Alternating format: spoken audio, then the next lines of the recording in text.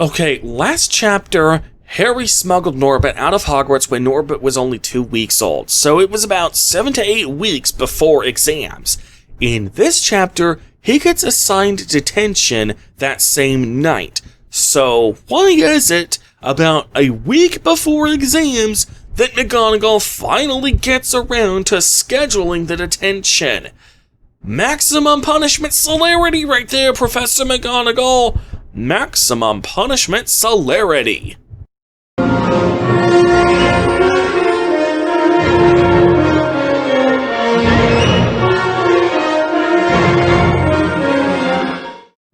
Spoiler warning.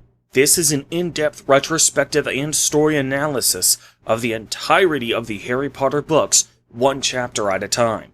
If this is your first video in the series, it is highly recommended that you begin watching this series from the beginning, which you can do by going to the playlist that I provide right here. Okay, now that everyone is all caught up, let's continue.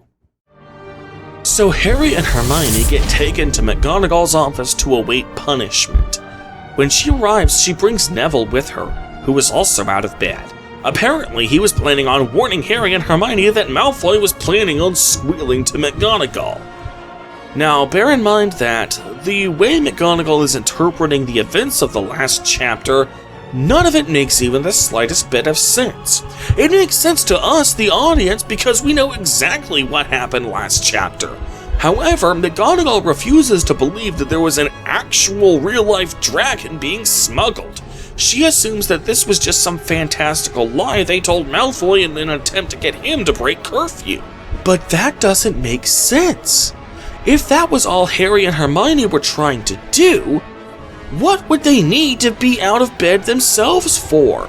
Of course McGonagall is so angry that she probably doesn't realize just how little sense her versions of events makes. As I pointed out in my video explaining why I demand civility in the comments of my videos, when your mind is clouded by rage and anger, you tend to say things out loud that your brain-to-mouth filter would normally catch. So even though McGonagall's idea of what happened doesn't make a lick of sense, it's understandable that she doesn't realize that yet. Besides, in a surprisingly rare turn of events, McGonagall actually demands an explanation. Holy shit, she actually gives a student a chance to tell their side of the story? And Harry and Hermione don't manage to give any explanation. So her understanding of the situation, flawed as it may be, is not contradicted by anyone.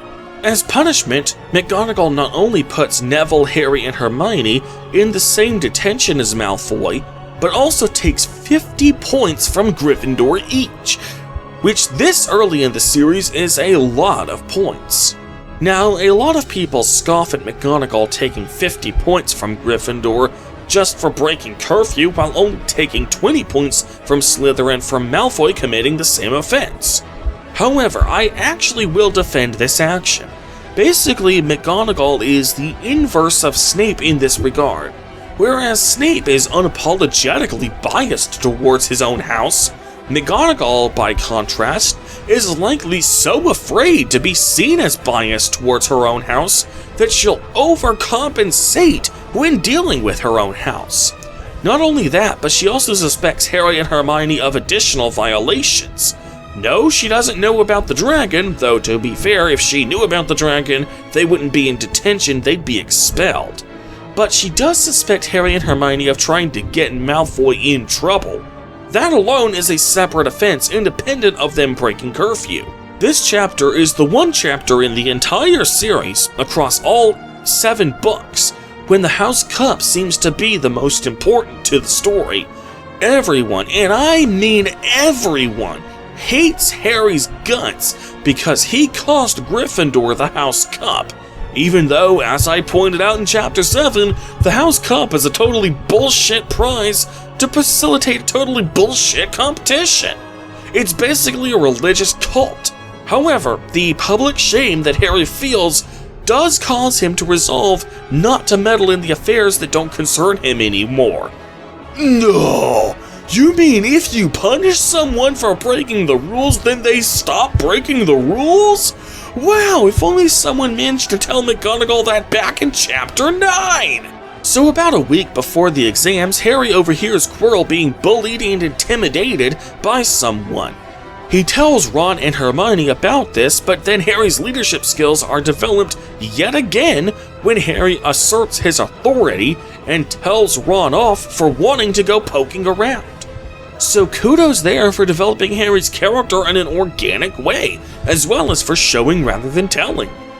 Anyway, the next day, as I pointed out in the intro, McGonagall finally, after about a month and a half of procrastinating, gets around to scheduling Harry's detention. Seriously, what's up with the ridiculous delay? This is the only time in the entire series where so much time will pass in between the assigning of a detention and the actual serving thereof. It turns out that their detention will be served late at night, with Hagrid overseeing the detention, and they'll be doing it in the Forbidden Forest. This is yet another extremely controversial plot development for this chapter, that the school would punish students by sending them into a forest so dangerous they have rules about students going in there. However, in Hogwarts' defense, Hagrid does mention that none of the creatures in the forest would harm the students as long as they're with either Hagrid or Fang. Now sure, there's a creature in the forest right now that's not actually native to the forest, Voldemort, who doesn't give two shits about Hagrid or Fang, but they don't know that yet. Sure, Filch is repeatedly saying that the kids won't make it out of the forest in one piece, but honestly, fuck Filch. He's clearly just saying that for his own sadistic pleasure. If you really want to find any fault with how the school is handling this detention, it's that Dumbledore is being unnaturally cruel just by allowing Filch to continue to work there. Sure, Dumbledore is being progressive by employing Filch despite him being a squib, but frankly that alone doesn't seem like he should get carte blanche to threaten and torture the students for his own sadistic pleasure. Anyway, Malfoy protests this unconventional detention. Hagrid, much to my surprise, gets right up in Malfoy's face and starts berating Malfoy. I have to scratch my head at this. Sure, Malfoy saw the dragon, but he never actually reported the dragon to anybody until after Harry and Hermione were halfway towards getting rid of it. By that point, Hagrid no longer had any skin in the game when it came to Norbert being reported. So Hagrid seems to be really pissed off at Malfoy, despite the fact that Malfoy hasn't really done anything to Hagrid yet. Now, come the events of Prisoner of Azkaban, Hagrid will indeed have a deep personal reason to hate Malfoy's guts, but as of right now, he only seems to dislike Malfoy because the audience is meant to dislike Malfoy, for reasons I discussed last chapter, and so because Hagrid also dislikes Malfoy, we're meant to like Hagrid even more by proxy. The enemy of my enemy is my friend. During this hate-filled rant against Malfoy, Hagrid does point out the reason for the unconventional detention. A conventional detention, like copying lines, would be of no use or utility to anyone. At Hogwarts, those who serve detentions actually perform some sort of service to the school. This raises a whole slew of additional questions regarding how Hogwarts runs itself. Services that students in detention have to perform come from a wide range of tasks, including polishing trophies in the trophy room, disemboweling horned toads to be used as potion ingredients, and clearing out people's shit and piss from the pans in the hospital wing. This begs the question, doesn't Hogwarts already have assistants on hand to provide these kinds of services? If not, does that mean that the school is heavily encouraged to seek out students to assign detentions to in order to fill these positions? If so, that's kind of pathetic on Hogwarts' part. So, as they enter the forest, Hagrid shows some silvery liquid on the ground and explains that this is unicorn blood. Something has been killing the unicorns. However, their job isn't to find what's been killing the unicorns, but rather to find the unicorn itself. So weird. Presumably, Hagrid is going to use his gamekeeping skills to try and save the unicorn's life if he can, and put it out of its misery if he can't. Why only try to find the unicorn, though? Why not also go after the creature that's been killing it? So Hagrid splits the group up. Now remember, as long as Fang is with two of them, they're supposed to be just as safe as if Hagrid himself is with them. So I will at least defend Hagrid that this alone is quite as reckless as many of this series' critics portray it as. Harry and Hermione get introduced to the Centaurs when they meet a couple of Centaurs named Ronan and Bane. These Centaurs appear to be rather affable guys, albeit egregiously unhelpful. After a brief chat with Harry and Hermione, they look up to the heavens and make no effort to assist Hagrid in his task of finding the unicorn. Then, out of nowhere, red sparks get sent up elsewhere in the forest. This is the standard SOS signal for wizards who wish to be rescued, so Hagrid runs off to investigate, and leaves Harry and Hermione unattended. Okay, even conceding that the kids are supposed to be safe when either Hagrid or Fang is with them, how do you justify leaving them unattended? So it turns out that Neville was the one who sent up the sparks, but he wasn't actually in danger. Instead, Malfoy was just being Malfoy. He got one chapter to be the good guy, but now he's back to being a bully. Neville just got spooked so Malfoy could have a cheap laugh, so Hagrid pairs Malfoy with Harry instead. Hagrid once again insults Malfoy, but at least this time, there's a tangible reason for him to be pissed off at Malfoy. So anyway, following the trail of blood, Harry eventually finds the unicorn, and he also finds the thing that's been killing the unicorns. He doesn't recognize it, but its presence sends both Malfoy and Fang running for the hills.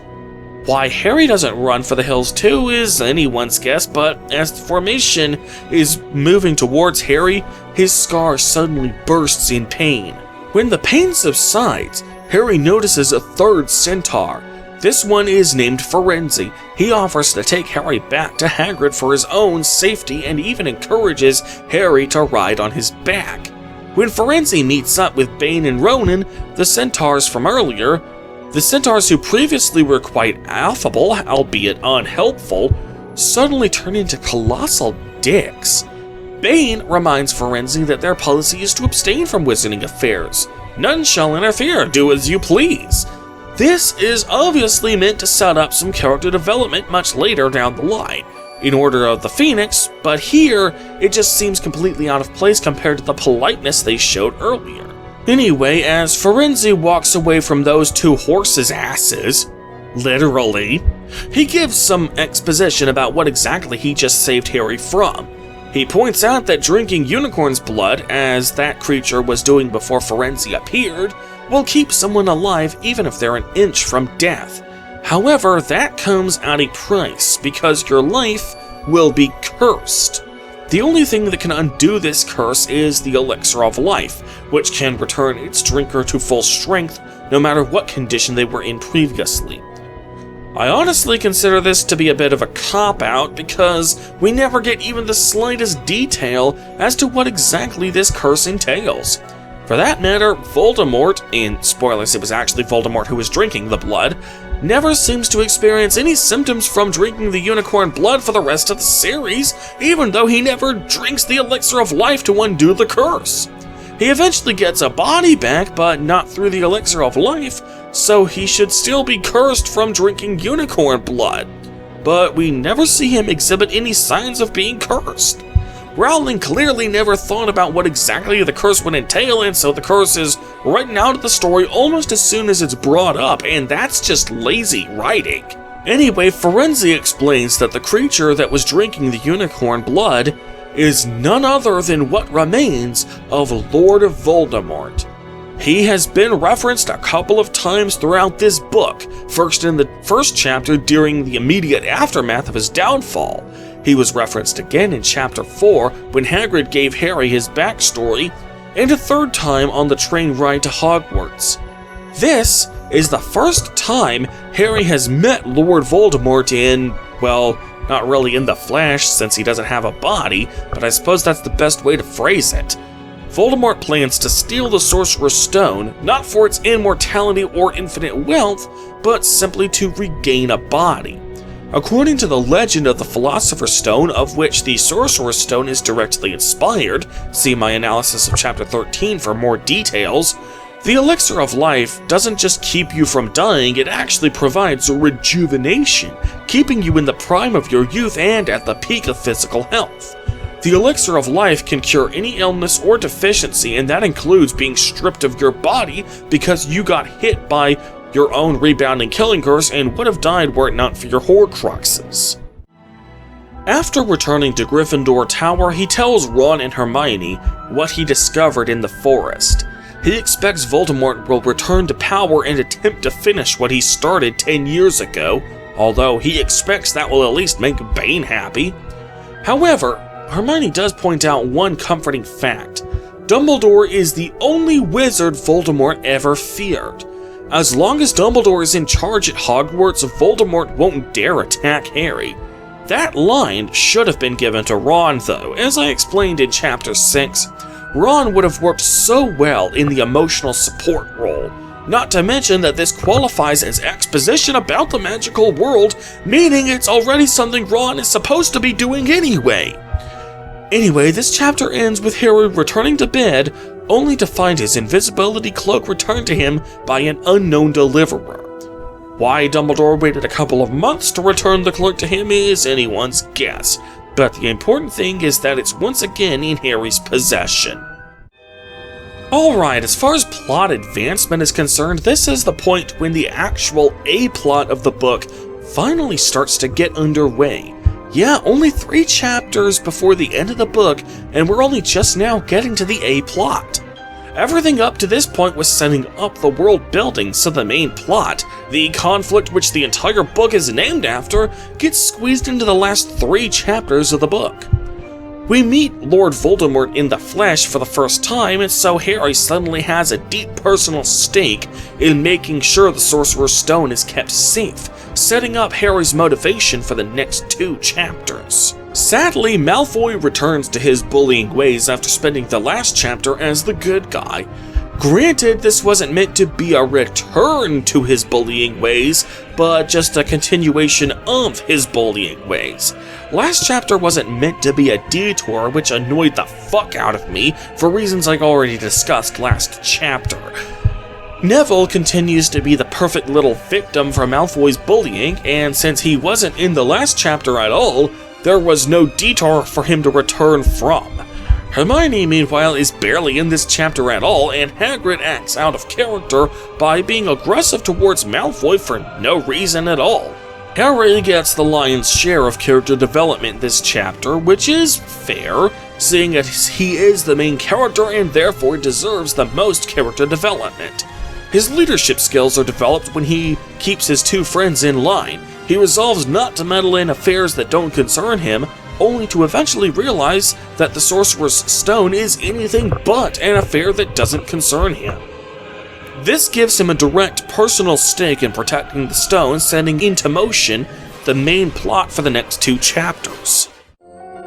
Next time, the plot will thicken and Harry completes his exams, and then resolves to enter the trapdoor that Fluffy is guarding in an attempt to get the Sorcerer's Stone before Voldemort does.